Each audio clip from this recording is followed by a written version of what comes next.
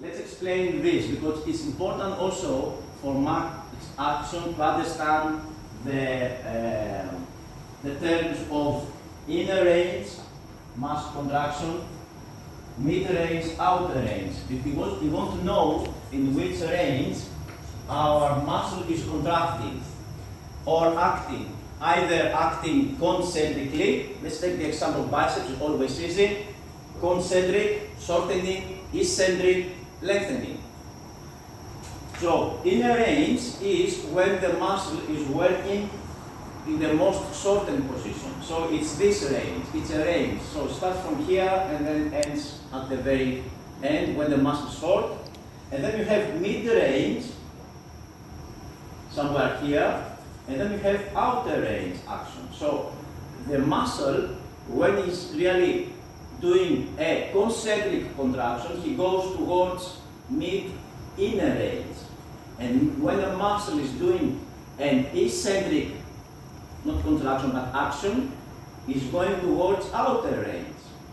And here, as you said before, you have to remember that the capacity of the muscle to produce tension at the end of the muscle depends on the active components, the contractile components, actin and myosin, okay?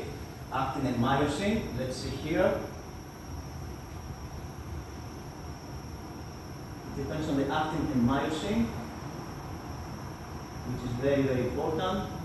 This nice slide here, okay? So you have myosin and actin, and they interact with the cross bridges, and they contract, and then either you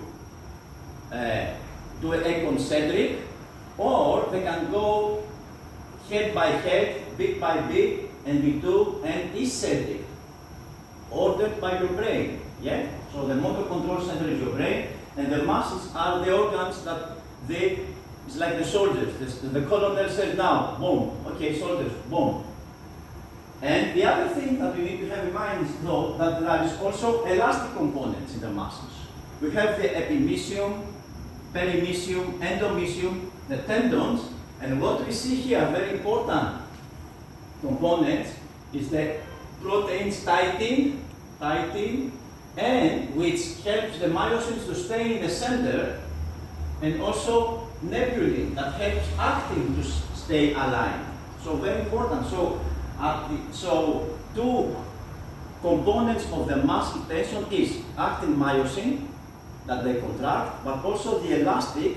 And the more I go out here in the outer range, and I want to lift something because this is on my foot stepping, or I have to really produce very strong power because it's my foot or my child is under this heavy weight. I want to produce heavy power, my brain activates everything, my muscles contract like crazy, but also at this outer range, I have the support of the elastic components of the muscles because they are stretched. When I'm in a range, these components, they don't help me. I'm here because they are shortened, so here I depend only on mainly actin myosin. Here, when my biceps is stretched, also the elastic components. And the last thing to remember that we said, and this is the length tension relationship.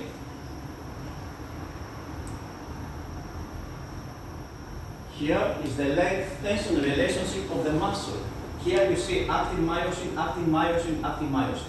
When the muscle is really shortened here in a range, and actin myosin is not optimally, but they are overlapping.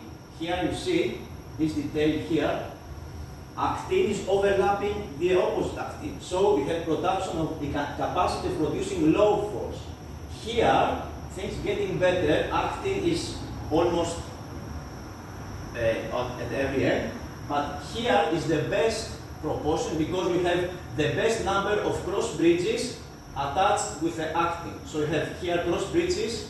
And then the muscle, the more the muscle goes in outer range, then there are less cross bridges and less capacity to produce strength. And here, when the muscle is really stretched, at the very end, you have minimal capacity. And here maybe you depend more on the elastic components for tension. Okay, good.